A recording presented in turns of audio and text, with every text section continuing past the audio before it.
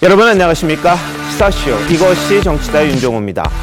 성남FC 후원금 의혹을 수사 중인 검찰이 이재명 민주당 대표를 피의자 신분으로 소환하겠다고 통보를 했습니다. 결국 이 대표를 향한 검찰의 수사가 들어가고 있는 셈이 되는데요. 이 대표는 지금이 정적 제거에 힘쓸 때냐, 내가 그렇게도 무섭냐, 이렇게 강하게 반발하고 있습니다. 출석하지 않을 걸로 지금 알려지고 있습니다. 자, 제1야당의 대표로서 개인의 불법적인 비리 혐의로 검찰 소환 통보를 받은 건 처음인데요.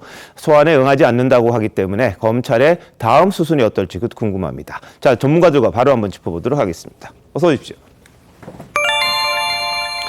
네, 검찰이 피의자 신분 출석을 이재명 대표에게 통보를 했습니다. 공교롭게도 오늘이 이재명 대표의 생일이었다고 합니다. 호적상 생일인데요. 생일날 소환 통보를 받은 셈인데 이재명 대표의 입장 어떤지 한번 보시죠. 지금 FC 광고한 거, 네. 성남 산하기관이 성남시 예산 지원받는 기관이 광고 수주한 거 가지고 그게 저하고 무슨 상관이 있습니까?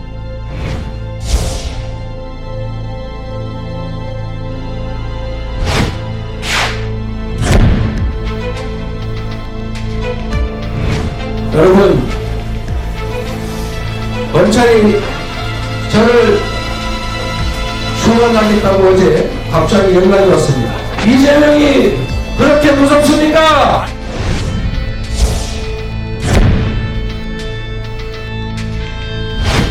제1야당 대표를 소환하겠다는 것은 정치를 말살하겠다는 겁니다.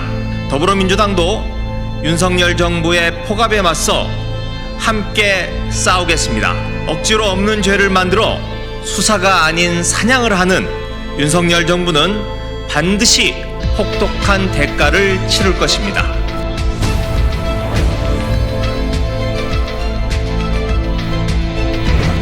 이재명 대표가 죄가 있거나 이재명 대표 주변에서 범죄를 했다면 단일대우를 지키는 게 민주당 망하는 거 아니에요? 그렇게 하면 안 되죠, 그거. 네. 우리 당이 지금 계속 위축되고 있잖아요. 힘들어지고 있잖아요. 당의 공식 라인이 대응하는 건 부적절하다 이거죠.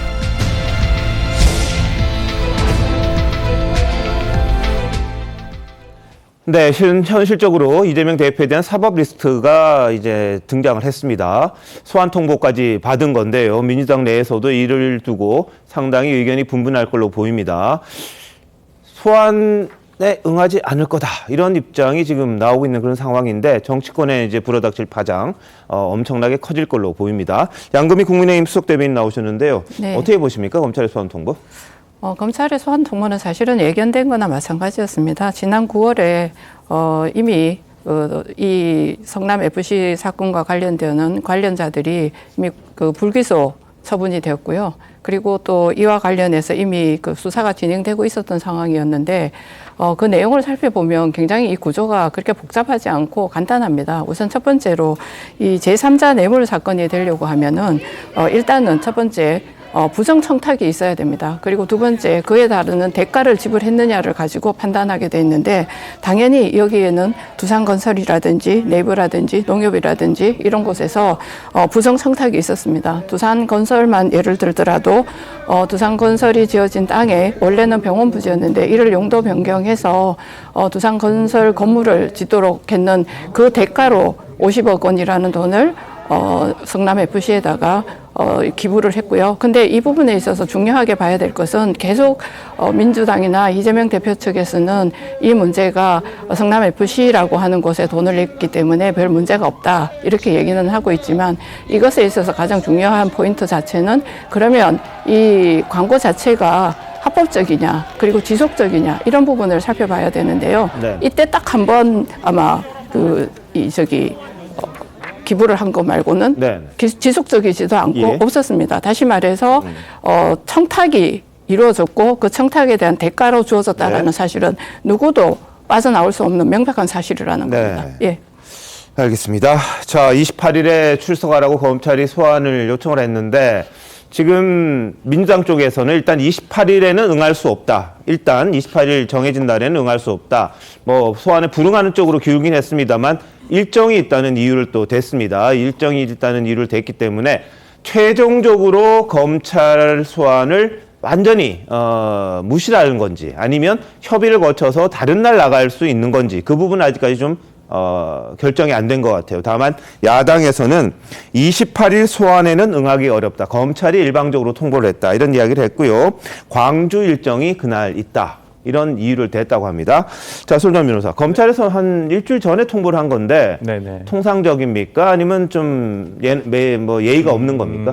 일반적인 사건이라고 한다면 예. 보통 일주일 전에 통보를 합니다. 그렇지만은 야당 당 대표에 대한 거라고 한다면 네. 저는 좀 이렇게 발표를 하는 것보다는 차라리 어떤 당 대표실이라든지 아니면 이재명 의원실의 어떤 보좌관을 통해서 네. 좀 사전에 조율을 해서 된 이렇게 일정이 있지 않겠습니까? 예. 벌써 앞으로 일주일 뒤면 모든 여당이든 야당이든 어떤 당 대표의 일정 어느 정도 정해져 있는데요. 지금 특히나 이재명 대표 같은 경우에는 지금 민심 청취를 위해서 지금 지방을 돌고 있거든요. 네. 그렇다고 한다면 아마 예정돼 있는 일정이었을 것이고 그렇다고 한다면 사전에 좀 조율이 됐었으면 저는 또 조금 더 이 부분에 대해서 수긍을 하고 오히려 좀 매끄러운 모습을 보여줬을 수도 있겠다라는 생각이 예. 드는데 예. 좀 그러지 않은 부분에 대해서는 좀 검찰이 조금 무리한 소환이 아닌가라는 생각이 네. 들고요. 이 부분에 대해서는 아마 뭐 최종적으로 소환에 거부하겠다라고 예. 보기는 좀 힘든 것이 오늘 당당하게 맞선다고 했습니다. 그렇다고 한다면 본인이 아마 출석을 하든 뭐 예를 들어서 이 부분에 뭐 서면 조사를 하든 뭐 네. 서면 조사가 부족하다 생각한다면 다시 소환을 예. 하겠지만은 이 부분에 대해서는 저는 당 대표가 일단은 당당히 맞선다고 했기 때문에 저는 예. 소환에 일단은 응할 것이라고 보입니다. 그렇습니까? 네. 예, 알겠습니다. 정적 제거에만 힘을 쏟고 있다. 내가 그렇게 무섭냐? 이게 이재명 대표의 일성이었는데요. 자, 배성규 논설위원. 네. 성남 FC 사건을 가장 먼저 소환하게 되는 뭐 이유라도 있습니까? 아, 이게 가장 먼저 소환한 건 아니고요. 예. 이 원래 첫 번째 소환은 이 선거법 위반, 아, 네네. 그러니까 거짓말 논란이죠. 예. 양대 거짓말 논란으로 이끌어지는 선거법 위반으로 이미 그 한 번 소환을 했었습니다. 근데 그때 그러니까 그 선거법 위반 기소 시한을 이틀인가 앞두고 했는데 그때 응하지 않았었습니다. 첫 번째. 그다음에 이번에 응하지 않는다면 두 번째인데요. 이게 왜 대장동보다 먼저냐? 대장동은 굉장히 수사가 복잡해요. 그래서 그 혐의를 밝혀내는데 굉장한 수사력과 또 시간이 필요하지만 이 성남 FC 사건은 상당히 간단한 사건입니다. 그래서 아까 양 의원님이 말씀하시는 대로 네. 이 부정한 청탁이 있었느냐, 대가성이냐 예. 이런 거 금품을 보면은 그 쉬운데 이미 그 관련자가 불구속 기소가 됐어요. 예. 그러니까 최종 결정권자인 이제 그 이재명 당시 시장한테 예. 물어보는 거예요. 당신은 얼마나 개입했고 그걸 어떻게 했느냐. 그걸 확인해야지 이 사건을 종결할 수 있지 않겠습니까? 근데 그때 당시에 이미 공모자로 돼 있어요. 공모자 정진상 실장과 함께. 그렇기 때문에 이 이재명 대표도 소환이 불가피했던 겁니다. 근데 네. 지금 이재명 대표는 거기에 대해서 명확하게 답변을 안 하고 주변에서 두 가지 메시지가 나왔어요. 예. 당당하게 임하겠다와 당당하게 맞서겠다. 당당하게 임하겠다는 뭔가 소환에 응할 것 같은데 예, 예. 맞서겠다는 것도 응하지 않겠다는 뜻으로 보이거든요. 예, 예. 그런 면에서 본다면 연내 소환엔 응하지 않고 시간을 뭔가 뒤로 미루면서 네. 결국 흐지부지 결국 소환에 응하지 않고서 그냥 그 기소 형식으로 가더라도 예. 그냥 가겠다는 의미로 저는 해석이 좀 되는 것 같습니다. 알겠습니다. 자, 지금 국회에서 막 들어온 속보는요. 예산안에 여야가 합의를 했습니다. 내일 처리를 하는데 자, 그렇게 되면은 국회를 열 이유가 없어져요. 그럼 방탄 국회라는 예를 들면 국회의원에 대한 면책 특권이 있고 또 국회가 있을 때는 이 동의를 받아서 이제 체포할 수 있는 그런 상황이잖아요. 근데 예산이 통과되면은 임시국회를 할 이유 내지는 뭐 명분이 조금 약해지는 부분이 있어서 1월로 넘어가면 이재명 대표가 불체포 특권이라든지 이런 것들이 없어질 수도 있지 않겠느냐 그런 이야기도 나오는데 지금 다행히 여야가 내년도 예산안에 합의를 해서요 내일 통과를 시킬 걸로 지금 알려졌습니다. 논란이 됐던 경찰국이라든지 이런 부분 예산을 조금 줄여서 명분을 살리고 대신에 출범을 시킬 수 있게끔 하는 그런 내용들이 담겼다고 하고요.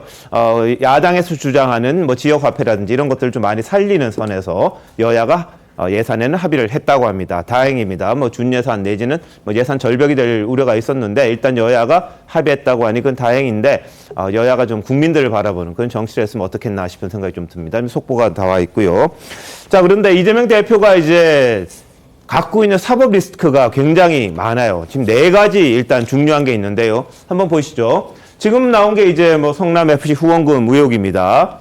대표적으로 두산건설의 부지, 의료용 부지였던 게 본사가 들어갈 만큼 커지는 그런 이 특혜를 줬다. 이런 의혹이 있는 겁니다. 그래서 몇백억짜리가 거의 1조 단위까지 이 그 건물값이 올라가는 그런 상황이 됐습니다. 이를 두고 검찰이 이제 28일 소환을 통보한 겁니다.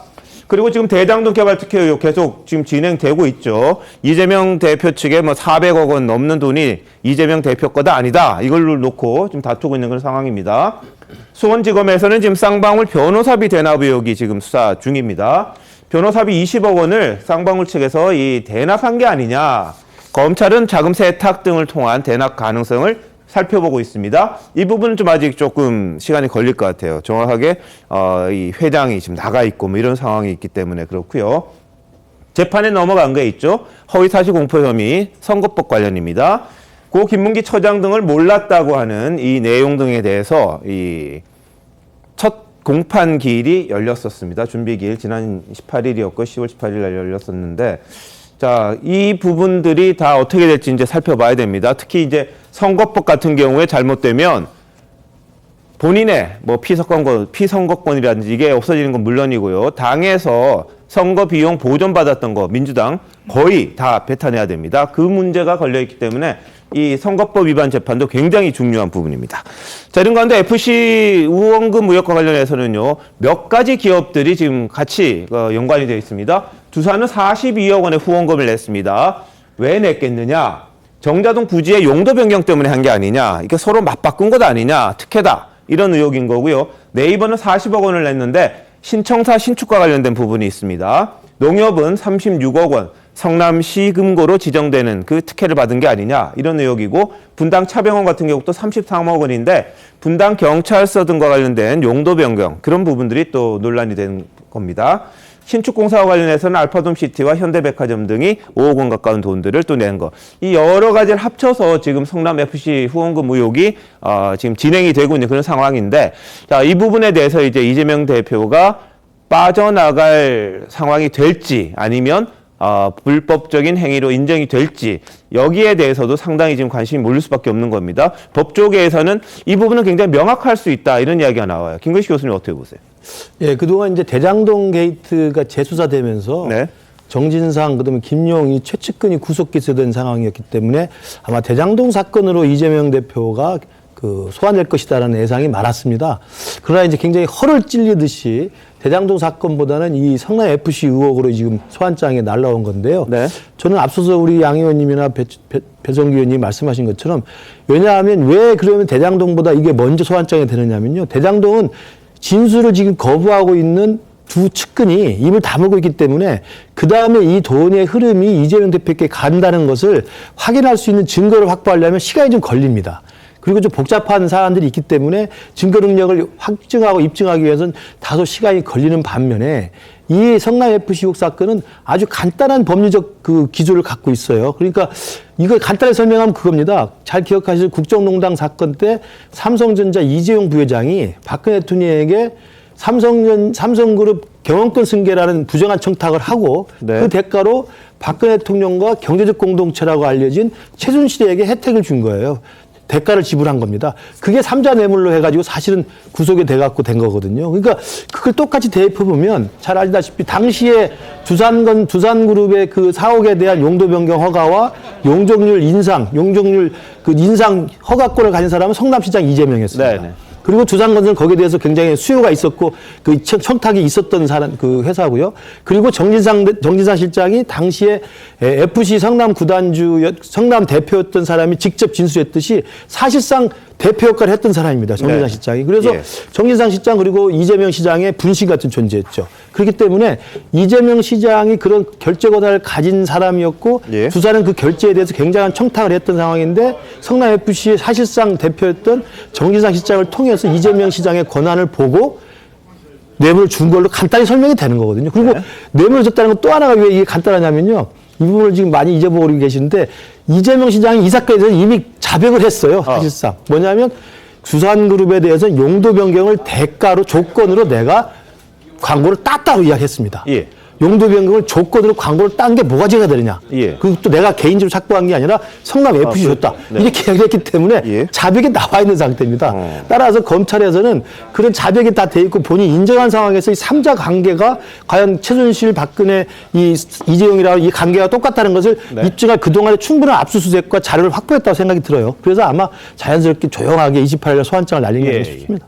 알겠습니다. 자, 이재명 시장이 예전에 그렇게 했던 것 같은 기억은 있는데 지금 이재명 대표 측에서는 용도 변경과는 상관이 없다. 이 광고는 그렇게 이야기를 합니다. 그래서 이 부분에 대해서 그 당시 이재명 시장이 본인이 이 용도 변경을 해주고 광고를 따온 게 뭐가 문제냐라고 했다면 사실관계에 대해서는 인정을 한숨이 될 텐데 페이스북 있습니다. 예. 인정이 될 텐데 지금은 이 부분에 대해서도 지금 다투겠다는 그런 취지인 것 같아요. 당시에는 이제 SNS에 올린 것과 법정에서 이제 어떻게 다툴지는 뭐 이게 좀 별개의 것이기 때문에 그 증거 자료를 따져봐야 될 텐데 여하튼 이 용도 변경과 광고와는 무관하다는 입장을 지금 이재명 대표 측에서는 내놓은 것 같고요. 만약에 이제 광고와 용도 변경이 연계가 돼 있다면 이게 그러면 법적으로 불법이냐 아니냐 이걸 따져보는 게 또 문제가 될 것 같은데 오늘 검사 출신이죠. 민주당의 조웅천 의원은요. 이재명 대표가 성남시장 시절에 두산건설로부터 광고비 명목으로 현금을 후원받은 건 불법이다. 이런 의견을 또 냈다고 합니다. 예전이죠. 한번 보시죠. 기부 체납을 15%를 하기로 원래 해야 되는데 네. 그걸 10%로 낮춰줬다 그래요. 그 나머지 5%에 대해서 단순히 낮춰준 것이 아니고 그 5%에 해당하는 현금을 광고를 내게 해서 후원금 쪽으로 받았다. 그러니까 현금성 기부 체납을 받은 거다. 라는 대목이 눈에 띄더라고요. 만약에 그게 사실이라면 물론 2016년 중반 이후에는 현금 기부 체납 제도가 생겼습니다만은 예. 이 일이 있었던 거는 2014년, 15년도의 일인데 예. 그때까지는 기부 체납은 모두 현물이었습니다. 예. 그러면 현금 기부 체납은 이때 당시에서는 불법이었죠. 그 부분에서 불법성이 있다라고 짚은 것 아닌가. 자, 지금 조홍천 의원 이야기는 현금 받은 건 안 된다. 뭐 이런 입장을 예전에 밝혔습니다. 근데 SNS 이야기 하셨는데 지금 다시 확인을 해보니까요. 이 부분이에요. 이 대표가 이제 지난해에 SNS를 통해서 뭐라 그랬냐면, 후원금과 용도 변경 사이에는 아무런 연관이 없다고 이제 성남시와 두산건설 측이 혐의를 부인했고, 다만 이 대표는 수사가 한창이던 작년 8월 SNS에 뭐라고 올렸냐면 성남시 소유인 성남FC가 용도 변경 조건으로 광고비를 받았다고 가정해도 시민의 이익이 된다 이런 주장을 또 했다는 거거든요. 그러니까 가정을 전제로 뭐 이야기를 했다 이렇게 볼 수 있을 것 같고요. 그런데 또 다른 내용도 하나 있습니다. 7년 전에 이 두산건설 특혜에 대한 깨알 반박을 했는데 이게 2015년에 올린 거예요. 8월에. 여기 보면 수천억 시세차익 특혜 보도는 사실이 아니다. 그 다음에 이게 뭐가 나왔냐면 기업 소유 병원 부지를 업무시설로 용도 변경해주는 대신에 토지 기부받고 체육, 문화예술 등 지역사회 공헌으로 수십억 원 지원을 받았고 매출 4조 원대 5개 계열사 본사를 이전 입주시켰다. 5개 공기업 지방 이전에 맞먹는 종업원 4,300여 입주했다. 지역경제 활성화했다. 연 100억 이상 지방 세수가 늘어나게 됐다. 이 이야기를 하긴 했어요. 그때는 5년 전에, 그러니까 2015년에는. 그래서 이 부분이 이제 연관성이 어떻게 있는지 좀 따져봐야 되는 부분이 생기는데 이재명 뭐 대표도 워낙 SNS 많이 하다 보니까 이 말 저 말 서로 차이가 좀 있을 수 있죠. 법정에서 어떻게 이제 될지 검찰은 아마 뭐 기소할 가능성이 크기 때문에 그런데 자 우리 임세현 대변인 어떻게 보십니까? 지금 뭐 계속 뇌물 하다가 보니까 마치 이재명 대표가 무슨 현금을 받고 뭔가 거기서 이득을 취한 것 같은 그러한 보도들이 계속 나오고 있는데요. 그 FC 성남 같은 경우는 그야말로 시민 구단입니다. 이런 시민 구단이 여러 다른 도시들이나 지자체에도 있습니다. 그 시민 구단은 뭘로 운영이 되냐? 바로 이제 세금이나 이런 부분으로 시민의 세금으로 운영이 되는 건데 그 과정에서 성남 FC가 어떠한 무슨 이런 혜택을 받았는지, 예를 들어 광고비를 받고 이제 후원을 받은 부분이거든요. 근데 이걸 자꾸 이재명 시장이 그 당시 이제 구단주, 그러니까 시장이다 보니까 당연히 구단주가 됩니다. 예를 들어 경상남도 FC 같은 경우도 지금 홍준표 지사 아니면 그 전에 시장이 지사가 당연히 이제 구단주가 되는 겁니다. 이제 그 과정에서 지자체에서는 당연히 그 시민의 세금을 더 아끼고 이런 광고비로 오히려 이런 시민 구단이 잘 운영되는 것이 시장으로서 어떻게 보면 당연히 해야 되는 것인데 지금 뭐 다른 지자체에서도 서로 기업을 유치하려고 각종 세금 혜택이나 여러 가지 혜택을 준다고 여러 차례 광고도 일부러 하기도 합니다. 그래서 그런 차원에서 이제 기업을 유치해서 지역을 발전시키고 그리고 많은 일자리를 창출했다. 이거는 시장으로서 해야 되는 그냥 역할을 한 건데 마치 그걸 FC 서울에서 가졌던 혜택을 이재명 시장 개인과 갖고 연결하려는 그런 시도들이 좀 이건 매우 불합리하다라고 생각이 들고 지금 일단 야당의 대표입니다. 야당의 대표에 대해서 계속 범죄 혐의를 확정 짓지 않고 다른 뭐 충분한 근거도 확보되지 않지 계속 의혹, 가능성 이런 식으로 이제 야당 대표를 망신 주려고 하는 이런 여러 가지 시도들이 있는 것 같아서 저희는 매우 유감스럽다라고 생각합니다. 자, 이재명 대표는 성남FC 의혹과 관련해서 이렇게 이야기했습니다. 3년 동안 탈탈 털었는데 아무것도 안 나왔다. 이제 좀 그만 우려먹어라. 이런 이야기를 해왔는데 한번 보시죠.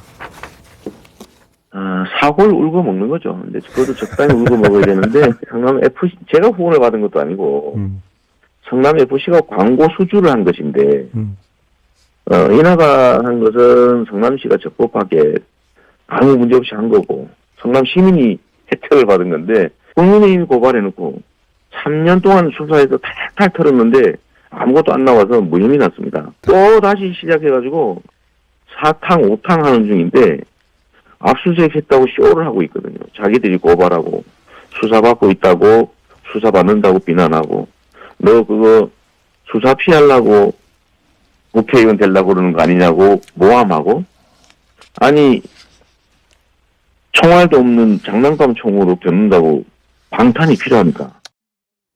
네, 3년 동안 이제 계속 했는데 안 나왔다. 이게 이재명 대표의 주장이고 경찰이 무혐의 처분했다 이렇게 주장을 했습니다. 그게 어떻게 된 건지 한번 저희들이 봤어요. 정리해보면 성남FC 사건 의혹에 대한 경찰 수사 과정, 이게 검찰로 다시 와서 이재명 대표에게 소환을 통보하기까지 어떤 일이 있었느냐.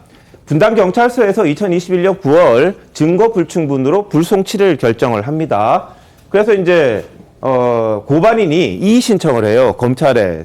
검찰에서는 자 보완 수사를 하라 이렇게 분당경찰서에 다시 요구를 합니다. 근데 분당경찰서에 대해서는 2022년 2월에 그렇게 됐는데 이 분당경찰서가 강제 수사를 전환한 다음에 이 경기 남부경찰청이 사건을 받습니다. 일관이 되어서 경기 남부경찰청에서 제3자 뇌물공여 혐의와 관련된 혐의를 가지고 검찰에 2022년 9월에 송치를 합니다. 송치를 했는데 지난번에 성남지청이 처음에 왔을 때 박은정 청장의 이제 보안수사무만 논란이 있어가지고 좀 문제가 됐었던 부분입니다. 이게 이제 계속해서 송치를 해야 된다, 기소해야 된다 이런저런 부분이 있었는데 그 부분에 대해서 이제 받아들이지 않는 그런 일이 좀 있었죠. 그러다가 이제 결국은 이재명 대표에 대한 소환 통보가 오늘 있게 된 상황입니다. 자, 양금 의원님, 뭐 묵은 사건이고 이 무혐의라고 하는데 검찰 입장은 뭐 다를 것 같아요? 검찰 입장에서는 사실 이거를 계속 이제 민주당 쪽에서는 어떤 프레임을 갖고 있느냐면 검찰을 딱 중심에 놓고 검찰이 압박 수사를 하고 있다 이렇게 얘기를 하고 있지만 사실 이거는 검찰에서는 경찰에다가 보안 수사를 의뢰를 했고 보안 수사되는 과정에서 남부 경찰청에서 경기 남부경찰서에서 기소 의견을 가지고 검찰에다가 송치를 한 겁니다. 근데 이 과정에서 우리가 중요하게 봐야 될 거는 그동안에 탈탈 털었는데도 아무 죄가 없었다 이렇게 얘기했지만 그때가 문재인 정부 시절이었어요. 그 정부 시절에 수사를 책임맡고 있던 검사가 박은정 아마 청장이었을 거예요. 그게 지청장이었던 것 같은데 박은정 지청장에게 항명을 합니다. 이거 지금 이렇게 해갖고 되지 않으니까 수사를 제대로 해야 된다고 얘기를 했음에도 불구하고 박은정 아마 지청장이 그걸 계속 뭉개고 있으니까 본인이 그에 따라서 사표를 내게 됩니다. 그 정도로 이 사건 자체가 제대로 수사가 되고 있지 않다가 다시 이제 경찰청에서 조사를 해서 검찰로 예. 넘어온 거기 때문에 예. 이것을 뭐 검찰이 이재명 대표를 향해서 수사를 하고 있다라는 프레임을 씌우는 거는 사실 네. 맞지 않는 프레임이고요. 그리고 이재명 대표의 말에 제가 하나를 돌려드리고 싶은데 본인이 그렇게 무섭냐 이렇게 표현을 하셨길래 네. 저는 어떻게 표현드리고 싶으냐면 검찰 수사가 그렇게 무서우십니까? 그냥 진실하다면 아무 문제가 없다면 검찰 수사를 네. 받으시는 것이 훨씬 더 공당의 대표로서 예. 바람직한 자세가 아닌가 그 말씀을 드리겠습니다. 알겠습니다. 자, 성남지청에서 이 FC 사건을 뭉갰다 이런 주장들이 나온 근거들이 몇 가지가 있죠. 관련 영상 한번 보시죠. 성남FC는 제2의 대장동이에요. 두산건설뿐만 아닙니다. 네이버 39억 해서 총 이재명 성남시장이 구단주인 이 성남FC에 지금 160억 정도가 후원이 됐고 성남지청에서도 수사과가 그 내용은 다 알고 있으니까 독자적으로 수사해서 역시 무혐의 의견을 냈습니다. 네, 성남 FC 사건에서 박하영 차장검사가 사표를 냈어요. 형사 일부와 함께 경찰 사건 기록을 검토하고 재수사 필요성을 수차례나 요구했는데 4개월간이나 지청장이 수사를 하지 못하게 했다. 사표를 냈다고 하는 그 차장과 또 지청장 사이에 견해 차이가 있었던 듯 합니다. 수사의 그 결론에 모습에 대한 견해 대해서 차이가 아니고 보안 수사의 방향과 방법에 대한 견해 차이인 것으로 알고 있습니다. 보안 예, 뭐 박하영 차장검사 사표까지 냈는데 7차례나 보안 수사에서 이거 빨리 해야 된다, 수사해야 된다, 추가 수사. 그렇지만 박은정 지청장이 받아들이지 않았다 이런 주장들이 좀 있었습니다. 뭐 상황들이 그때 좀 복잡했죠. 그렇죠. 이 당시에 이재명 대표가 얘기한 대로 탈탈 턴 게 아니라 네. 거의 안 털었어요. 그렇죠. 그러니까 이 경찰에서 넘겼을 때 이 검사는 제대로 수사를 하려고 했는데 박은정 지청장이 계속 막았다는 거 아니겠습니까? 하지 말라, 기소하지 말라. 그러니까 7차례 했다가 계속 안 받아들여지니까 예. 그 검사가 사표를 내는 지경까지 갔는데 검사가 오죽하면 사표를 낼까 할 네. 생각이 드는데요. 예. 그러니까 그럴 정도로 이게 탈탈 턴 수사가 아니라 오히려 탈탈 막은 수사 아니냐 이런 네. 지적이 나왔습니다. 근데 당시에 공교롭게도 이 박은정 검사는 이 친문검사의 대표였어요. 네. 대표적인 친문검사였거든요. 그것 때문에 사실은 박은정 검사에 대해서 뭔가 이 징계를 해야 되는 거 아니냐라는 얘기가 나중에 나올 정도로 얘기가 컸는데 네. 이 박은정 검사는 이 사건뿐만 아니라 이전에도 뭔가 이 검사 관련한 감사할 때도 네. 항상 그 윗선의 의중에 따라간다는 그런 비판을 받아왔던 검사였기 때문에 이 사건을 다시 한번 수사할 때 혹시나 이번에 이재명 이 대표가 정말 기소가 돼서 유죄가 나온다면 박은정 검사에 대해서도 다시 한번 그 조사를 해봐야 되는 거 아니냐는 네. 얘기가 나오는 상황입니다. 네, 한동훈 장관은 오늘 이재명 대표에 대한 소환 통보 어떻게 반응을 보였을까요? 강원도를 방문했었는데요. 한번 들어보시죠. 성남시 관계자들과 부동산 개발업자들 간의 유착 비리를 수사해오고 있잖아요. 통상적인 지자체의 토착 비리를 수사하고 그 절차에 맞춰서 검찰이 공정하게 수사할 거라고 생각합니다. 저희 부모님이 다 강원도 분이시고 그리고 저희가 강릉에서 동생을 신청해가지고 와보니까 참 좋네요. 네, 강원도가 고향인 셈이네요. 그런데 예전부터 이 토착비리, 유착비리 뭐 이런 이야기를 계속 해왔었습니다. 지난 9월이었죠. 다수당 대표라고 죄를 덮어달라고 하면 국민이 수긍하지 못한다 이런 말도 했었죠. 이어서 한번 보시죠. 야당에서 이재명 대표를 탄압하려는 시나리오가 있고 그 시나리오의 배우가 장관입니다라고 얘기를 했더라고요. 저를 너무 과대평가하시는 것 같고요. 그리고 없는 죄를 덮어 씌우는 거는 안 되는 거라는 거. 제가 그걸 당해봤기 때문에 제일 잘 압니다. 절대 안 되는 거고요. 다만 있는 죄를 덮어달라는 거는 전혀 다른 얘기입니다. 범죄 수사를 받던 사람이 다수당의 대표가 됐다고 해서 만약에 죄가 있더라도 덮어달라고 얘기하는 것을 국민 누가 수긍할 수 있겠습니까? 네. 자, 설 변호사님 어떻게 들으셨어요? 네, 뭐 저는 한동훈 장관이 원론적인 얘기했다고 봅니다. 있는 죄 덮어 씌워서도 안 되고 없는 죄 만들어서 죄를 씌우는 것도 안 되죠. 근데 이제 본인이 그 과거 이제 정진욱 그 차장검사와 관련해 가지고는 본인 말이 일단 1절은 좀 틀린 것 같고요. 앞에 말이 좀 틀린 것 같고요. 일단 저는 이 부분에 대해서 저는 친문 검사다. 친문 검사가 이 사건을 뭉갠 거 아니냐라는 프레임은 오히려 저는 검찰이 더 정치적인 논란에 휩싸일 수 있다 봅니다. 아까 보여주셨던 박은정 검사 같은 경우는 제가 그분의 인터뷰 내용이라든지 이런 내용들을 좀 소상하게 한번 봤었는데, 어떤 문재인 정부에 대해서 뭐 옹호를 했다. 그리고 특히나 예를 들어서 뭐 민주당에 유리한 한 얘기가 있는가 찾아봤더니 거의가 아니라 아예 없었습니다. 그냥 본인은 검사로서의 어떤 얘기를 했고요. 그리고 지금 저는 이 부분이 친문 검사가 이재명 사건을 뭉갰다. 이건 더더욱 말이 안 된다고 봅니다. 지금 민주당 내부 보십시오. 지금 밖에서 봤을 때 누가 싸운다고 있습니까? 민주당에서 친명과 친문이 싸우고 있어요. 근데 어떻게 친문 검사가 이재명을 봐줄 수가 있습니까? 그건 말이 안 되는 것이고요. 저는 이 사건에서 문제가 되는 것은 아까 그 앵커께서 말씀해 주셨듯이, 그리고 이재명 대표가 과거에 페이스북에서도 밝혔다시피 두산건 나머지 후원금 받은 건 뭐 이제 판단을 받아봐야 되겠지만, 특히나 가장 중요한 두산건설 본사 사업 이전과 관련해가지고 용도 변경에 대해서 대가성이 있는 것은 아니냐라는 부분인데, 이 부분에 대해서는 당시에 예를 들어서 시장이 정결권에 있지만 그 전에 지방자치단체를 보면 어떤 그 회의체를 통해서 결론이 올라오게 됩니다. 그렇다고 한다면 저는 지금 이재명 대표가 얘기를 하는 정말 몇 번을 털었는데도 또 수사를 하느냐.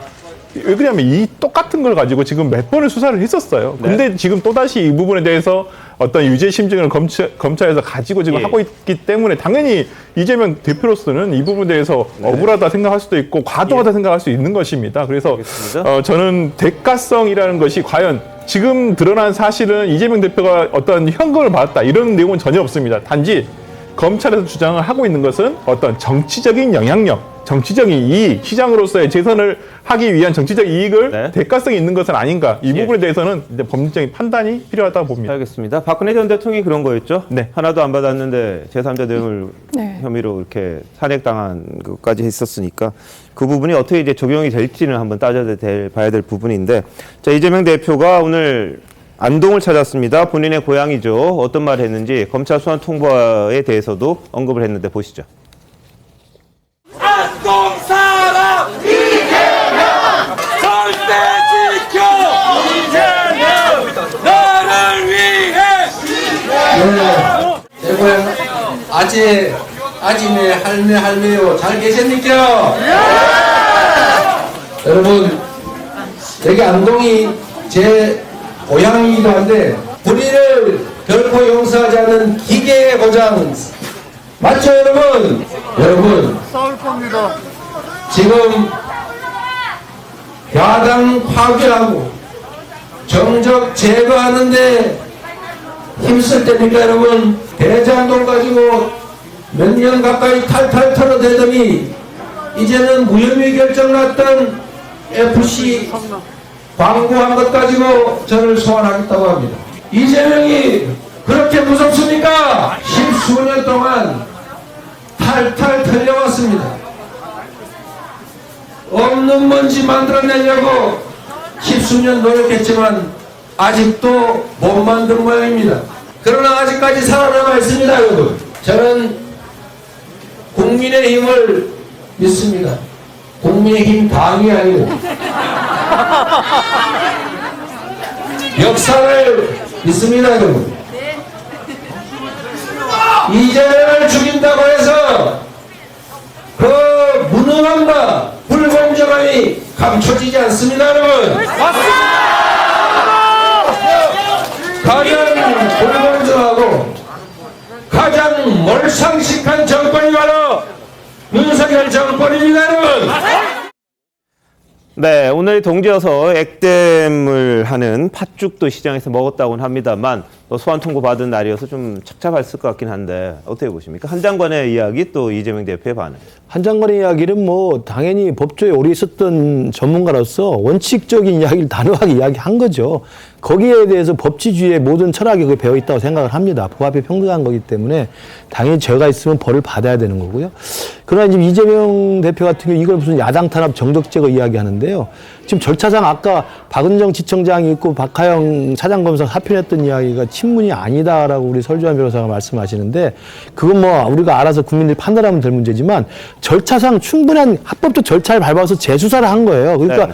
고발인이 고발했을 때 그 지청 그 담당 경찰서 분당 경찰서가 수사를 해서 불송치로 검찰에 넘겼을 때 검찰에서 다시 들여다 보니까 이거 다시 좀 들여다 봐야 되겠다. 네네. 또 고발인이 이의 신청을 한 거 아니겠습니까? 그래서 당시 성남지청이 다시 그런 수사를 해봐라 했던 것이고 분당경찰서에서 경기 남부경찰서로 가가지고 예. 적극적으로 수사를 한 겁니다. 왜냐하면 분당경찰서는 알려지기로는 당시 성남시장이었던 이재명 시장의 당시 친형 강제 입원 논란 때도 수사를 안 하고 뭉갰던 과거사를 가지고 있는 경찰서예요. 그래서 경기 남부경찰청이 움직였고 거기서 정말 압수수색하고 신속하게 종합적인 조사를 해서 예. 성남지청에 송치 의견으로 냈던 거고요. 예. 성남지청이 오히려 그걸 받아서 더 이제 증거 등록 확보한 것으로 보이고 그래서 예. 탈탈 털었는데 없었다는 게 아니라 아까 말씀하신 탈탈 안 털어서 다시 제대로 털었다는 이야기를 반문을 할 수밖에 없고 또 하나는 예. 아까 그 페이스북에다가 무슨 가정을 한다고 해도 자기는 무죄다 이야기를 하는데 그러면서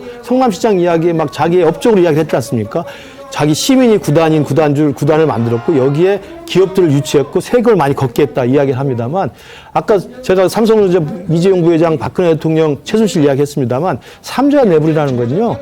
당시에 성남시장의 재량권 하에 있는 합법적인 의사결정을 했는 것인가 아니면 재량권 밖에 있는 것을 불법적으로 탈법적으로 그것도 부정한 청탁을 뒤에서 봐주는 대가로 해서 돈을 받았는가 이것만 입증하면 되는 겁니다. 그래서 이게 뭐 홍준표 지사 때 경남 FC랑 이야기를 합니다만 홍준표 지사가 오늘 밝혔지만 자기는 똑같이 기부를 받아도 대가를 주지 않았다는 거예요. 그러니까 대가를 줬을 때 기부를 받는 것은 문제가 전혀 안 되지만 대가를 주는 것을 그 전제로 해서 예. 자기가 어떤 기부를 받은 것은 제3자 뇌물이 분명하다는 점을 말씀드립니다. 알겠습니다. 자, 뭐 이재명 대표 소환 통보 검찰이 했고요. 불응할 가능성이 일단 큽니다. 28일에는. 그 이후에는 어떻게 될지는 좀 지켜봐야 될 그런 상황입니다. 자, 한편 한동훈 법무부 장관 오늘 춘천지방검찰청 속초지청 신청사 준공식에 참여를 했고요. 그 강릉에 공군 제18 전투비행단도 방문을 했습니다. 본인이 여기서 이제 공군 법무관으로 방문했던 때고 고향에 뭐 강릉에 오니까 강원도에 오니까 좋다 이런 말을 또 했거든요. 윤석열 대통령이 외가가 또 강원도지 않습니까? 그래서 상당히 의미심장한 또 이 일종의 행보를 한 게 아니냐 뭐 이런 해석도 지금 나오고 있는 그런 상황입니다. 죄송합니다. 이재명 대표는 이제 정적 제거를 위한 검찰의 소환이다 이렇게 이야기를 했는데 한번 지켜봐야겠죠. 요즘 여론조사도 보면은 뭐 이 대표, 한동훈 장관 둘러싸고 이런저런 결과들이 또 있기도 합니다. 자, 한편 한동훈 장관이 국정과제 점검회의에서 국민에게 이제 질문을 받으니까 떨린다 이런 말을 리허설 때부터 했다 이런 보도가 나왔었죠. 사전 각본이다 이런 보도 한겨레 오마이 있었는데 기사에서 관련 대목은 삭제가 됐고 특히 오마이는 해당 내용 뭐라 그럴까요? 수정 같은 거에 이 사과문까지 달기도 했었습니다. 지난 15일 국정과제 점검회의에서 한 장관이 뭐라고 했었는지 일단 한번 보시죠. 네, 안녕하세요. 법무부 장관입니다. 제가 언론이나 국회에서 질문 받을 때 별로 긴장 안 했었는데요. 국민들로부터 직접 질문 받으니까 참 많이 떨립니다. 다 공직자로서 더 큰 책임감을 느끼고 있습니다.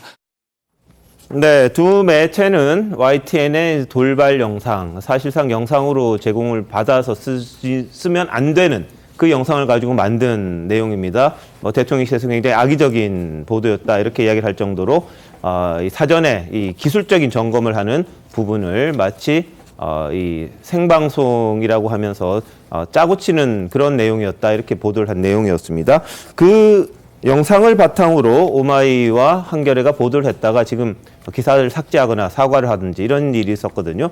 이건 뭐 왜 이렇게 생긴 겁니까? 네, 이 YTN이 원래는 이 써서는 안 되는 영상을 그걸로 써서 돌발 영상을 냈는데 네. 내용인즉슨 그러니까 이 원래 이게 생방송이고 사전 각본이 없이 한다고 했는데 사실 리허설하면서 사전 각본대로 다 한 거다라고 했는데 사실은 그 리허설은 기술적인 점검이나 여러 가지 그 절차들을 한번 해보는 거지. 근데 그 내용을 완전히 각본을 정해놓고 그걸 다시 처음부터 다 했다 이런 얘기는 아니거든요. 근데 그걸 너무 부풀려서 하다 보니까 마치 모든 내용을 이 대통령실이 다 사람들한테 주고 미리 그거대로 말하도록 앵무새처럼 말하도록 했다 이런 얘기인데 그건 아닌 것으로 나왔습니다. 그래서 대통령실이 굉장히 불쾌감을 표시하고 YTN에서 항의를 했는데 그 이후에 이어서 그 영상을 갖고 또다시 이 한동훈 장관이 떨린다고 말한 것 자체도 이미 연습하고 한 각본이었다고 했는데 그 사실이 아닌 것으로 드러나니까 지금 다시 이제 결국 두 언론 매체가 사과문까지 내거나 정정을 한 겁니다. 근데 이게 이제 이런 일이 한두 번 이어지는 게 아니에요. 지금 이 김의겸 의원부터 더 탐사 뭐 계속 이런 좀 사실과 다른 보도들 하고도 그분들은 사과를 안 해요. 뭐 언론도 아니고 뭐 의원이란 이름으로 안 하는데 어쨌든 언론으로서는 자기들이 말한 게 틀리면은 당연히 고치고 뭐 사과가 필요한 사과하는 게 맞는 건데 하여튼 이전에 다른 분들을 하고는 그래도 좀 정식 언론은 좀 다르다라는 걸 느껴지게 하네요. 자, 한 장관은 이제 가짜 뉴스 여기에 대한 대응에 대해서도 이제 말을 많이 했었는데요. 한번 보시죠. 저는 가짜뉴스 퍼뜨린 사람에 대해서 반드시 끝까지 책임을 묻는 풍토가 정착되어야 한다고 생각합니다. 네, 그리고 자신과 관련된 뭐 오보라든지 이런 거에 적극적으로 대응하고 있는 모습인데, 자, 양금희 의원님 어떻습니까? 이 뭐 정치는 아닙니다만 공인이 이 본인에 대한 오보가 났을 때 뭐 고소를 한다든지 뭐 이런 식의 행동 어떻게 보십니까, 그건? 뭐 저는 아마 이게 그 채널A 사건으로 인해서 본인이 굉장히 이 사실관계가 다른 일로 해서 피해를 한번 본 경험이 있지 않습니까? 그러다 보니까 사실관계가 아닌 가짜 뉴스에서 뭔가 이루어지는 것에 대해서 굉장히 예민해져 있는 부분이 있을 수도 있다고 생각을 해요. 그런 점에서는 그렇고 저는 또 가짜 뉴스에 한동훈 장관께서 저렇게 이렇게 딱 뭐 논리적으로 대응하고 그다음에 법적으로 대응할 거는 대응하고 이렇게 분리해서 대응을 하시더라고요. 그런 점 등은 저는 앞으로도 뭐 저는 좋은 방향이라고 생각합니다. 왜냐하면 사실 가짜 뉴스만큼 민주주의를 위기에 빠뜨리는 해악은 없거든요. 그래서 그런 점에 대해서 앞으로 우리 국민들 전부 다도 가짜 뉴스라고 하는 것에 대한 어떤 그 불신 이런 그런 거에 대한 이 컨센서스 이런 것들이 만들어져야 된다고 생각하는데 그게 대표적인 주자가 한동훈 장관이다 보니까 그 뭐 여러 가지 이야기들이 나오고 있는 건 사실입니다. 알겠습니다. 뭐 가짜 뉴스라는 거는 의도가 담긴 것이고 잘못했을 때 이제 수정을 한다든지 사과를 한다든지 그렇게 안 하는 게 이제 가짜 뉴스고 의도적으로 이제 퍼뜨리는 그런 거 아니겠습니까? 뭐 한겨레나 오마이나 잘못된 거 인정하고 이 사과하든지 기사 삭제하고 이런 부분들은 제대로 된 행동이 아닌가 싶습니다. 오보를 할 수는 있습니다만 그걸 우겨서는 안 되는 그런 부분이 있는데 어느 게 과연 적절한 언론의 길인지 한번 고민을 해봐야 될 그런 상황이기도 합니다. 근데 또 가짜뉴스라 그러면은 빠지지 않는 김의겸 대변인. 오늘도 이 홍준표 대구시장을 언급을 했다가 홍 시장이 형사처벌받을 수도 있다 이렇게 대꾸를 했습니다. 무슨 이야기냐면 경남FC도 마찬가지인데 왜 이재명 대표만 그러느냐 이런 주장입니다. 한번 보시죠. 검찰은 이재명 대표가 아니라 만일 이런 걸로 수사를 하고 처벌을 하려고 한다면 홍준표 시장부터 여당의 단체장부터 수사하고 조사하고 처벌을 해야 될 것입니다. 김 대변인 주장은 그거예요. 홍 시장이 경남지사로 있을 때 경남FC도 유사한 방법으로 지원금을 유치했는데 왜 홍 시장은 건드리지 않느냐 이런 문제 제기입니다. 그랬더니 홍준표 시장은 문재인 정권 시절에 그 내사에서 속속히 다 뒤져봤지만 내사가 종결됐고 나는 대가성 있게 성금받으면 제3자 뇌물수수가 된다고 봤기 때문에 그런 짓 하지 않았다 이렇게 반박합니다. 어떻게 보십니까? 그렇죠. 아까 제가 설명드린 것처럼 기부는 많이 받을 수 있어요. 그리고 아까 그 이재명 시장이 성남시장 당시에 그 SNS에서 장황하게 자기 치적을 설명한 것처럼 시장이 지자체장으로서 많은 기업을 유치해서 기업들이 활성화시켜서 세금 걷는 건 잘한 일이죠. 그런데 그걸 부정한 대가를 주면서 하는 것은 불법이라는 겁니다. 그게 간단한 기준이에요. 그러니까 지금 문제가 된 그거 아닙니까? 두산건설 42억의 그 기부금을 받았는데 그동안 두산건설은 병원을 짓겠다고 받은 병원 용지를 끙끙 앓고 있었던 겁니다. 이걸 진짜 용지를 바꿔가지고 용적률 올려서 거기다 건물을 올려서 두산 본사 4억으로 하면 수백억 수천억의 차익을 얻는 거예요. 당연히 그 기업 입장에서는 청탁을 하는 거죠. 이걸 좀 바꿔주시면 좋겠습니다. 근데 그것이 과연 성남시장의 당시의 재량권 안에 있는 적극 행위인가, 적극 행정의 이 범위 안에 있는 것인가, 아니면 시장의 재량권을 벗어난 불법 적인 청탁에 대한 대가를 수수한 것인가가 이거 법원이 판단할 문제고 검찰이 봤을 때는 지금 조사한 걸 보니 네. 이번에 이미 기소됐던 두산건설 대표하고 성남시 전략추진기획팀장을 기소를 했지 않습니까? 조사에는 그런 부정한 청탁을 대가로 주고받았기 때문에 네. 기소를 한 거예요. 예. 근데 그 이후에 정진상 실장이라는 사람이 있고 경진상 실장과 공범인 이재명 시장이 있었다고 검찰은 판단하고 자신감을 갖고 소환장을 보낸 겁니다. 예. 그러니까 이건 홍준표 시장 같은 경우는 부정한 청탁과 대가라는 교환이 없이 기업으로부터 선의에 의해서 기부금을 받은 거기 때문에 전혀 문제가 되지 않는다. 네네. 저는 이 말씀 드리는 겁니다. 알겠습니다. 지금 뭐 사법 리스크에 대한 여론조사도 일부에서 좀 나오고 있습니다. 사법 리스크가 있다라는 견해가 절반을 넘습니다. 그러다 보니까 민주당 내에서도 이 대표의 처신이 어떻게 해야 되느냐, 당은 어떤 입장을 가져야 되냐, 이걸 가지고 이제 굉장히 복잡하게 서로 갈려 있다 이런 주장도 있고, 단일 대우해야 되는데 거기와 좀 어긋나는 건 소수다 이런 주장도 좀 있는데, 임세현 대변인, 당 분위기는 어떤 거예요? 일부 의원들 사이에서 일부의 이제 의견입니다. 그냥 정치인으로서 이제 의견을 내는 부분이고요.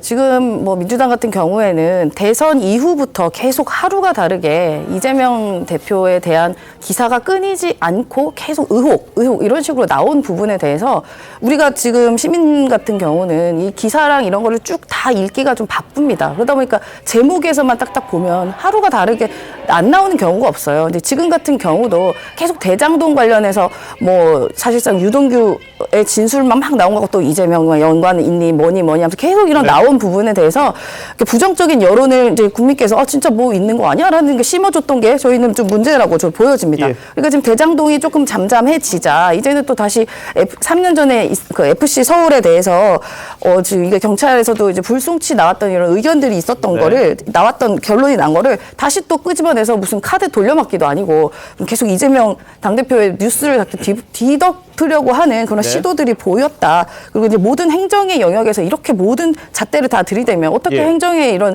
자율성을 가질 수 있겠냐라는 네. 그런 저희가 의구심도 있습니다. 예, 알겠습니다. 자, 근데 민주당에서는 대법원 판결 난 거 다시 하자고 또 여러 차례 이야기했던 거, 그건 어떻게 봐야 돼요, 임세현 대변인? 어떤 판결? 한명숙 전 총리 같은 경우에 이런 케이스. 그건 저희가 당 차원에서는 공식적으로 얘기가 나오는 건 그런가요? 없습니다. 네. 알겠습니다. 예, 뭐 사법의 영역이라는 게 판단의 부분도 있고요.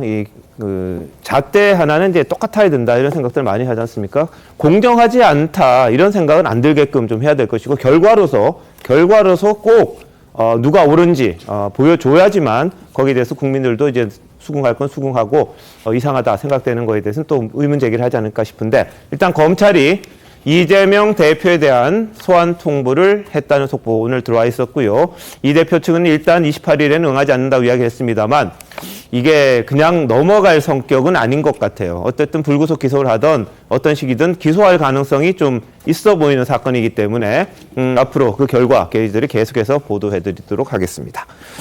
자, 신현영 민주당 의원 계속 연일 도마에 오르고 있습니다. 이태원 참사 당시에 이 현장을 15분 만에 떠났죠. 디맷 닥터카를 타고 와서 15분 동안 머물다가 국립중앙의료원으로 갔습니다. 상황실을 챙겨보러 갔다고 했는데 보건복지부 장관 차를 이용하는 바람에 이 차관이 같이 갔어야 되는데 타지 못했다. 이런 보도가 좀 있었습니다. 그리고요, 막 들어온 단독 보도 하나 보면요, 이 신현영 의원이 출동을 할 때 어디를 거쳐갔느냐, 왜 명지병원의 디메팀은 강변북로를 타고 신속하게 이동하지 않고 왜 복잡한 이대역 근처 이런 식으로 좁은 길로 갔느냐, 거기에 대한 의문이 제기가 됐지 않습니까?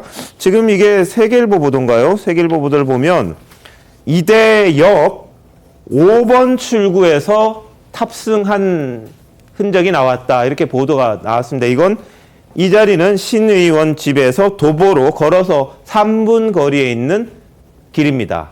아파트 단지까지는 안 들어간 것 같긴 한데 이대역 5번 출구에서 탑승했다는 지금 단독 보도가 하나 나왔습니다. 그러니까 강변북로로 가지 않은 이유가 결국 신현영 의원 부부를 태우기 위해서 이 시내길로 들어간 정황들이 지금 드러나는 이런 셈인데요. 자, 일단 관련 화면 한번 보시죠. 장관께서 12구 참사 당시 현장에서 1시 30분에 도착하셔서 어떤 역할을 하셨나요?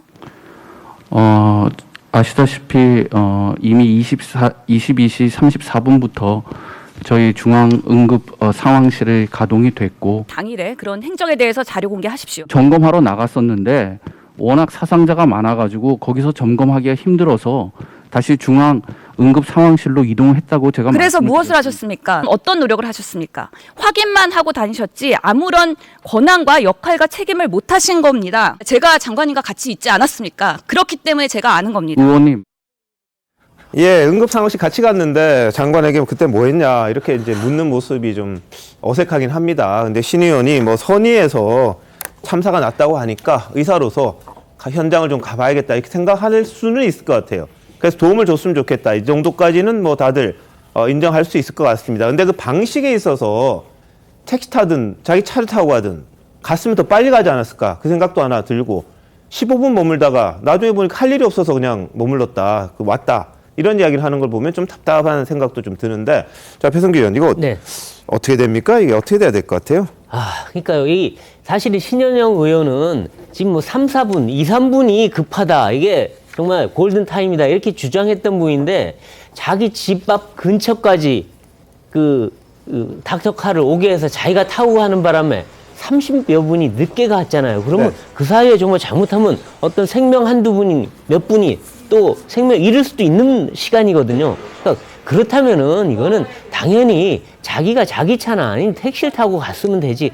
굳이 그렇게 자기 집 앞으로 동선을 오게 해서 시내 한복판으로 가게 했느냐. 이건 참 비난받을 수밖에 없는 일이고요. 그리고 아까 국회에서 이 장관을 상대로 이 질의를 하면서 장관을 다그치던데 사실 자신이 장관의 차를 타고 갔으면 장관이 뭐 했는지 다 봤을 거 아니에요. 근데 마치 장관이 뭘 잘못한 것처럼 저렇게 이 비판을 하는 건 도대체 어떤 정신 자세인지 좀 상당히 의문이 들 정도로 왜 어떻게 저렇게 비판할 수 있을까? 사실 정신세계에 의문이 좀 듭니다. 예, 하여튼 뭐 신영 의원이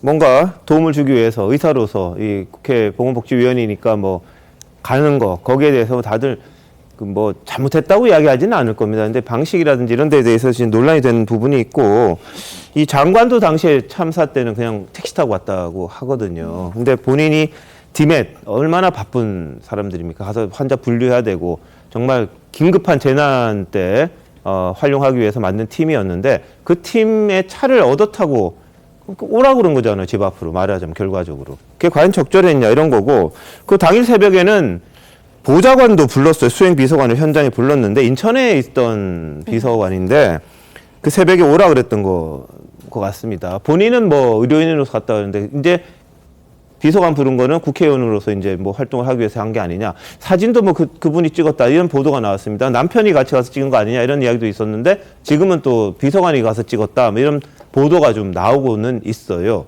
설 변호사님. 네네. 어떻게 보세요?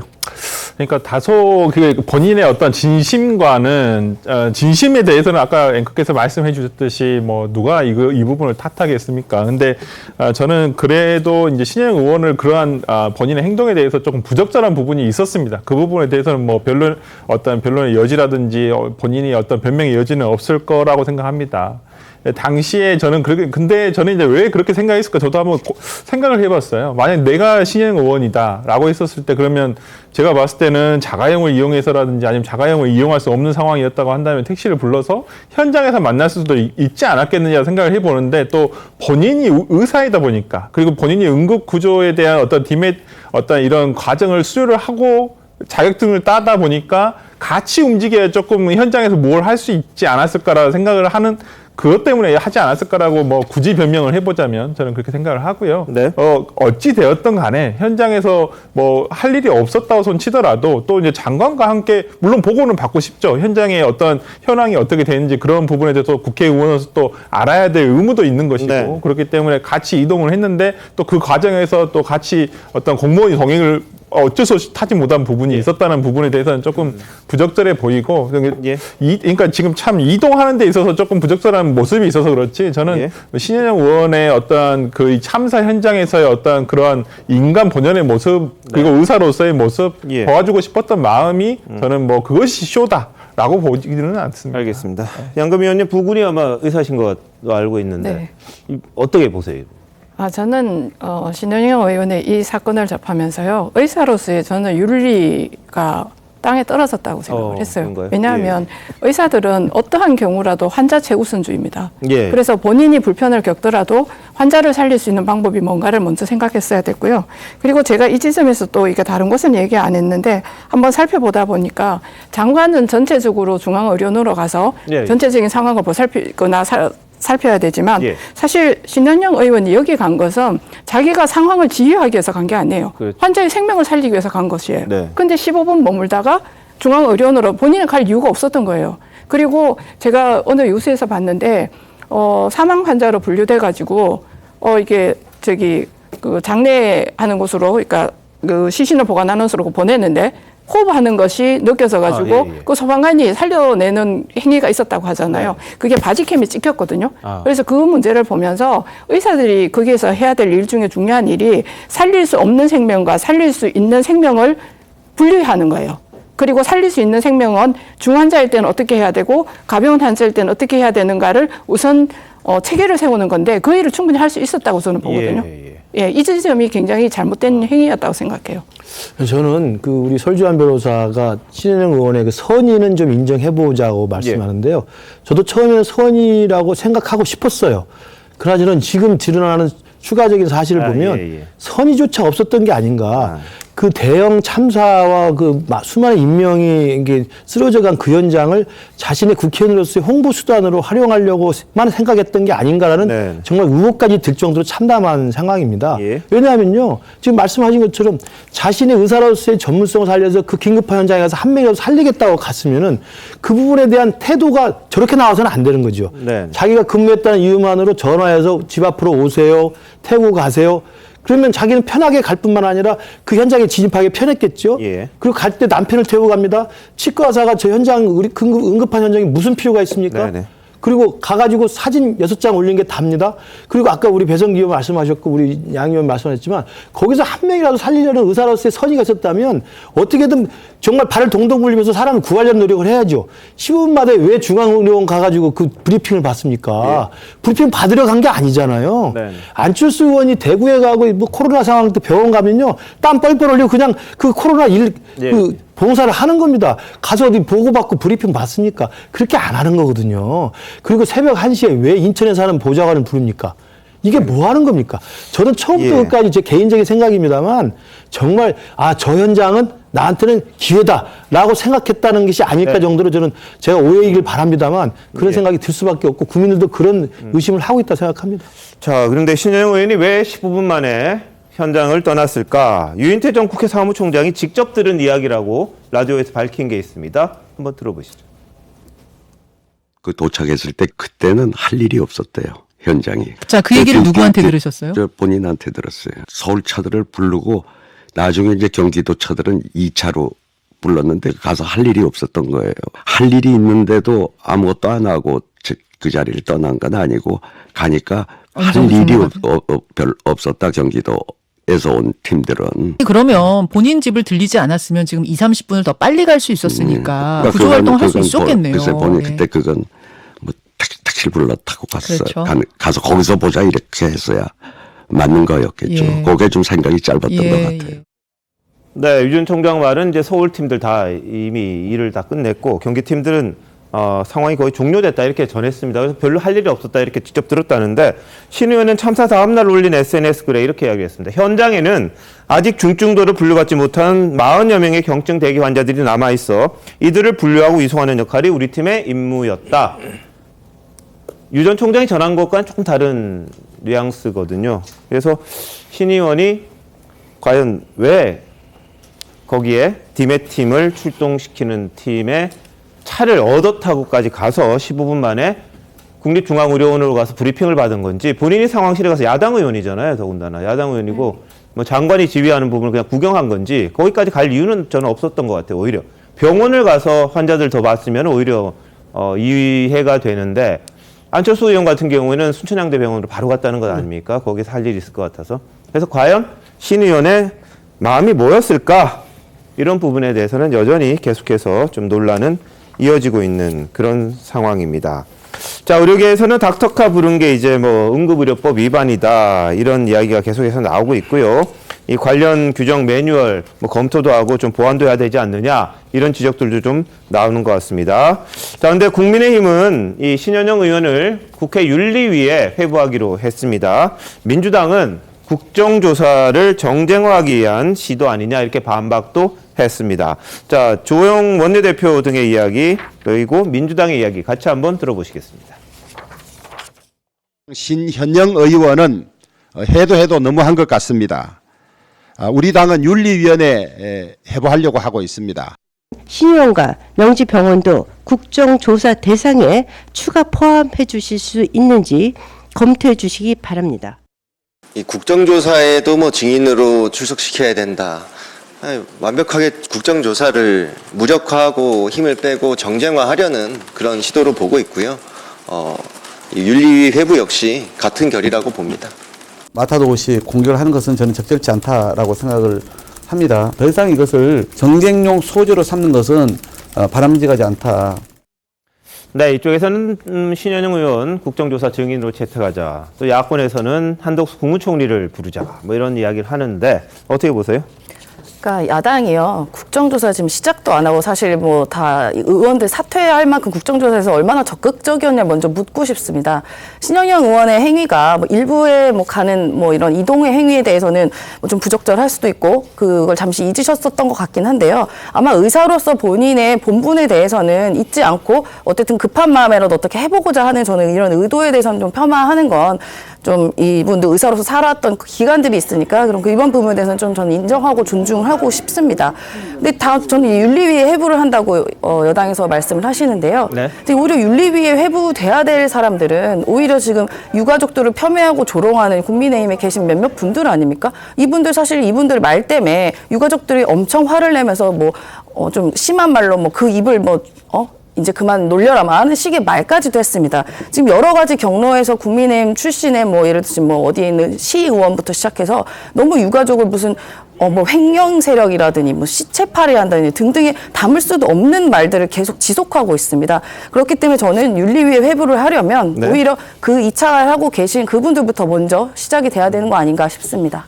양 의원님 생각은 어떠세요? 예, 뭐 창원의 시의원께서 이게 그 2차 가해를 하고 네. 유가족들이나 예. 아니면 돌아가신 분들을 폄훼하는 발언을 한 것에 대해서 우리 당에서 아마 윤리위를 여는 걸로 알고 있습니다. 창원에서. 그래서 그와 관련해서 징계가 이루어질 것으로 알고 있습니다. 예, 알겠습니다.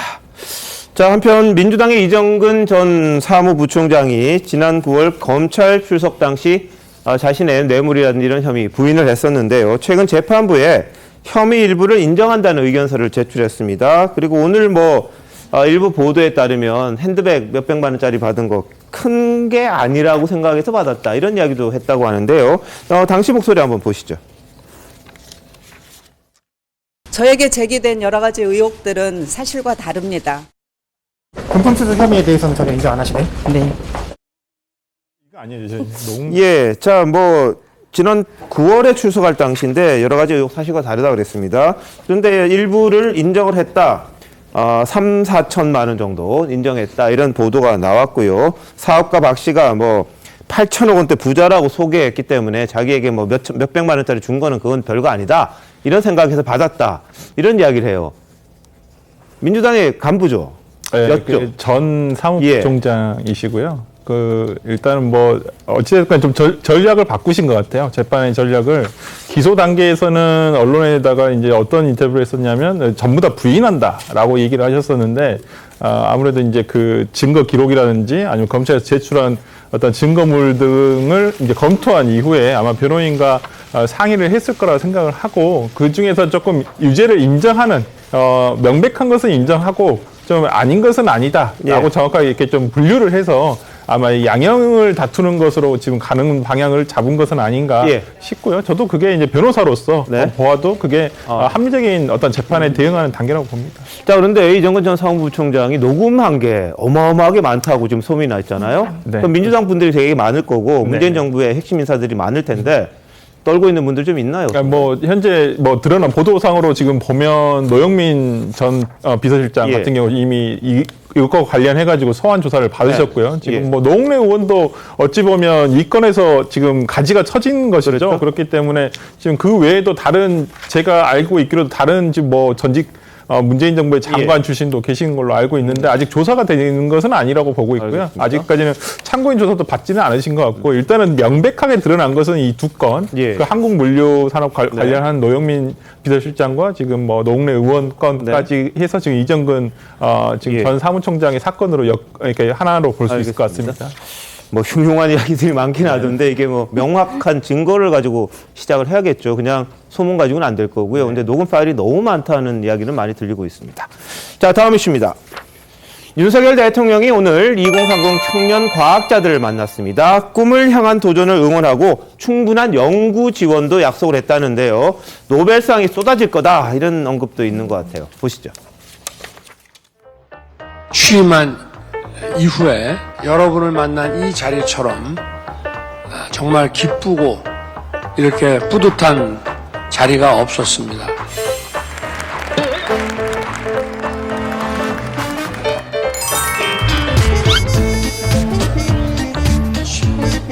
과학자의 꿈이 처음 생겼을 때부터 지금까지 변하지 않았던 것 같습니다. 저는 수학이 너무 좋고 아름다워서 공부하다 보니 이 자리에 서게 되었습니다.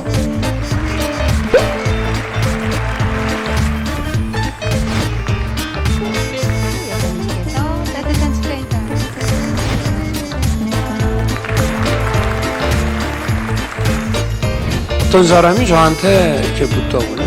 우리나라의 노벨상이 언제쯤 나올 것 같느냐. 그래서 제가 그랬습니다. 나올 때가 됐는데 한번 나오면은 이제 쏟아질 것이다. 여러분들 자신 있죠? 네? 할 수 있죠? 국가는 이 과학자들의 그 연구를 충분히 지원하고 하고 싶은 연구와 협력을 할 수 있도록 반드시 지원해야 됩니다.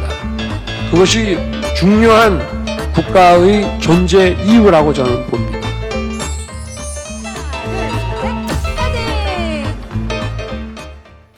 네, 최근에 청년들과도 만났고요. 한 200명. 오늘도 상당히 많은 2030 과학자, 미래 과학자들을 만났는데, 자, 배승규 의원, 네. 윤 대통령의 메시지는 어떤 거라고 봐야 될까요? 그 최근 들어 윤 대통령의 가장 큰 핵심 키워드는 미래와 청년이라고 보입니다. 아, 예. 네. 그래서 지금 전에 이 3대 개혁, 그러니까 그 노동개혁, 교육개혁, 연금개혁을 하면서 윤 대통령이 강조한 말이 미래 세대입니다. 네. 미래 세대에 교육을 통해서 미래 세대에 어떤 능력을 주고 또 연금 개혁을 통해서 미래 세대에 희망을 주고 다 미래 세대를 강조하고 있습니다. 그러니까 그만큼 이 윤 대통령의 국정이 과거 따지기가 아니라 이제 미래를 향해서 나라의 국가의 미래를 자신이 토대를 닦고 발전을 시키겠다는 메시지를 주려고 하는 거고요. 그 다음에 최근에 지금 보면 뭐 그 청년들 만났죠. 보면 미래 과학자들 만나죠. 네. 그다음 학생들 장학증서 수여죠. 다 미래 세대, 청년 세대, 2030을 겨냥하고 있습니다. MZ 세대를. 그래서 그 젊은 사람들한테 계속 희망을 주고 내가 마지막까지 밀어주겠다 이런 메시지를 계속 내므로써 앞으로 발전을 우리나라의 발전을 청년 세대들이 이끌도록 하겠다는 메시지인데요. 이게 중요한 게 있습니다. 이 지금 그 윤 대통령의 지지율, 국정 지지율이 많이 올랐죠. 최근 들어서 한두 달 사이에.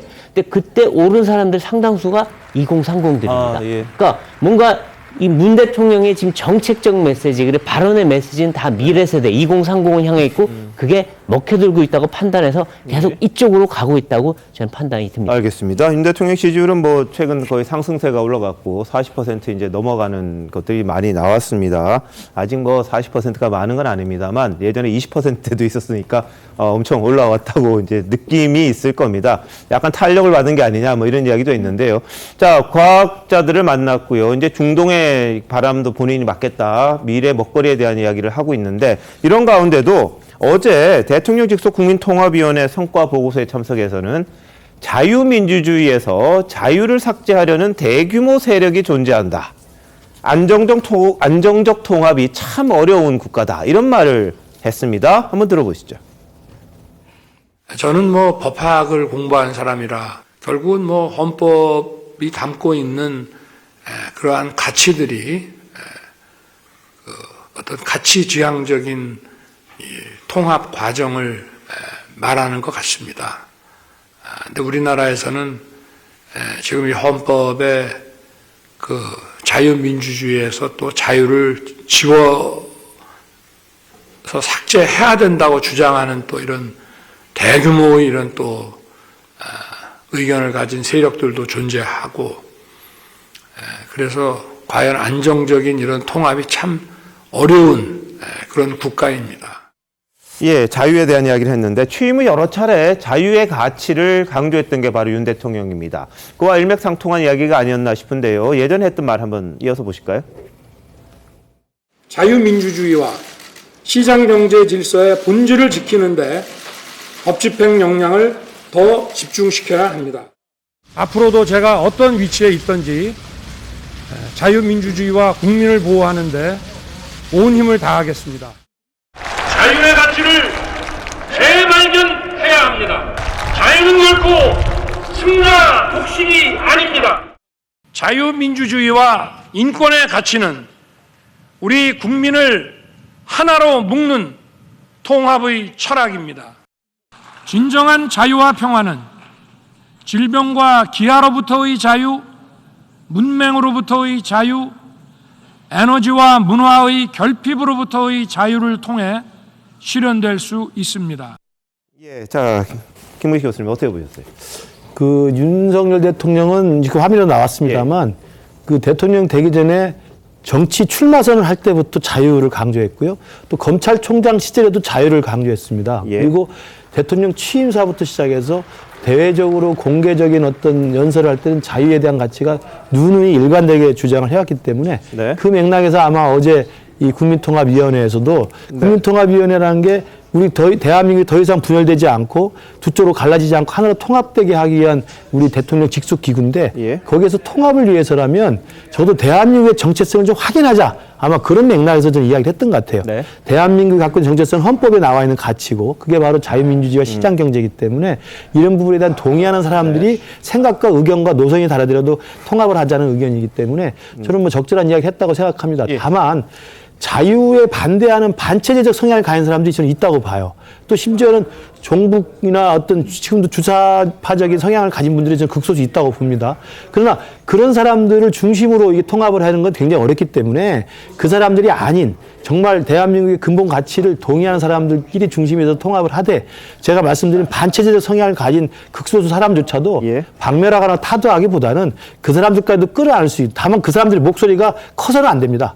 저기 아까 대통령이 말한 게 그들의 목소리가 크다는 거 아니겠습니까? 절대 그렇지 않다는 것들을 먼저 강조하면서 자유와 시장경제라는 우리의 대한민국 가치를 다시 한번 재확인하는 그런 아마 발언이었다고 생각합니다. 자, 윤태민 대변인 어떻게 보세요? 그러니까 윤석열 대통령은 그 후보 시절부터 이렇게 자유를 굉장히 많이 강조를 했는데요. 누가 이렇게 자유를 억압을 했길래 이렇게 자유를 계속 말씀하시는지 모르겠습니다. 그 검찰총장 시절부터 가장 자유를 많이 누린 본인을 임명했던 그 문재인 정부나 대통령을 가장 많이 비판했던 자유를 가장 누리신 분이 계속 자유 하는 모습이 저는 좀 이해가 안 되고 납득이 안 되고 그리고 어떻게 얘기하셨냐면 옛날에는 가난하고 배움 없는 사람들은 자유가 무엇인지 모르고 개인에게 자유가 왜 필요한지도 모르겠다라고도 말씀하셨습니다. 그래서 이해가 안 된다. 알겠습니다. 자, 뭐 윤 대통령이 자유민주주의 이 부분에 대한 강조를 했고요. 자, 김건희 여사가 오늘 2022 찾아가는 성탄절 희망 박수 나눔 행사에 참석을 했는데 최근 들어서 공개 행사에 한 11번 정도 모습을 드러내는 맹활약을 지금 보이고 있습니다. 어제 이 캄보디아 심장병 환자 친구 수술 끝나고 이제 왔었잖아요. 그 친구도 잘 맞아주는 모습이 있었는데 이 모습 온기가 구석구석 스며들길 바란다 이런 언급을 했다고 합니다. 잠시만요. 대한민국 이슈의 중심 시사쇼 이것이 정치다 여기까지입니다. 내일 다시 찾아뵙겠습니다. 고맙습니다.